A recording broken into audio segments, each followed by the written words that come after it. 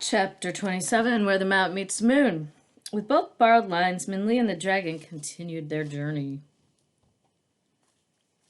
Minli remade her compass with her rabbit rice bowl and followed the needle's pointed direction.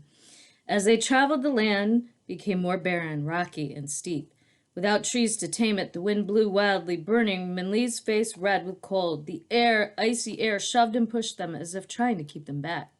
Late in the afternoon, after traveling up stony ground, Dragon made a noise. Look up ahead. Far ahead, there seemed to be a sprite of bright yellow against the gray landscape. It seemed like a fallen piece of gold.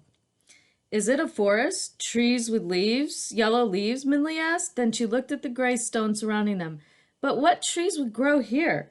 I think there is a village, squinting his eyes. If there is, we can get you some warmer clothes. Even though the cold hadn't bothered the dragon, he had noticed her shivering.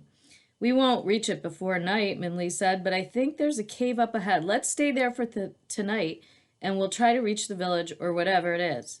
The dragon agreed, and they made camp in the cave. The king's supply of traveling cakes saved her and dragon from hunger, but Minli wished for the thick silk blanket. Even in the shelter of the cave, away from the wind, the earth was stark and cold.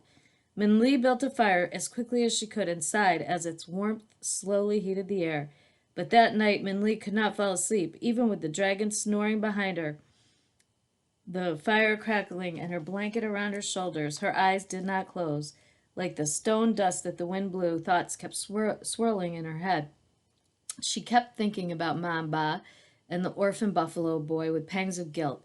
She thought about how Mamba pushed her to go home early from the field, how her rice bowl was always the first filled, how every night when she went to sleep in her warm bed, she knew they were there, and how worried they must have been that now she was not.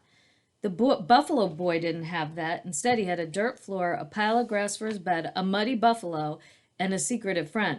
Yet he turned away her copper coin and laughed in the sun. Minli couldn't quite understand it and somehow felt ashamed.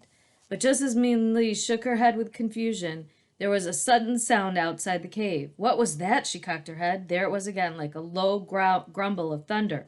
Was it going to rain? Minli quietly got up and slipped out of the cave to see. But when she got outside, she screamed, "Ah!" The noise had not been the grumble of thunder, it had been a growl of a tiger. The giant tiger snarled and then jumped right at Minli.